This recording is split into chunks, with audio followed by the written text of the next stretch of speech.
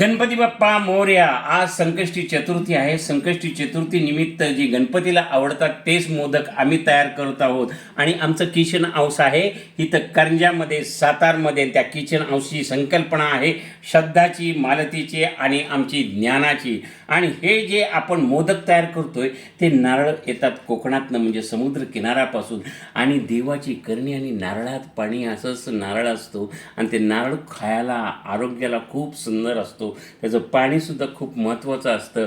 यामध्ये आम्ही नारळ जो किसतोय तो नारळाचा किस असा काढतो.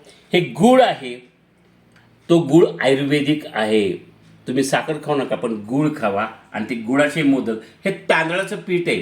हे तांदूळ, ह्याच्यामध्ये बदाम वापरलेला आहे, इतर चांगले पदार्थ सगळे घेतलेले आहेत. केशर आहे, हा केशर आहे.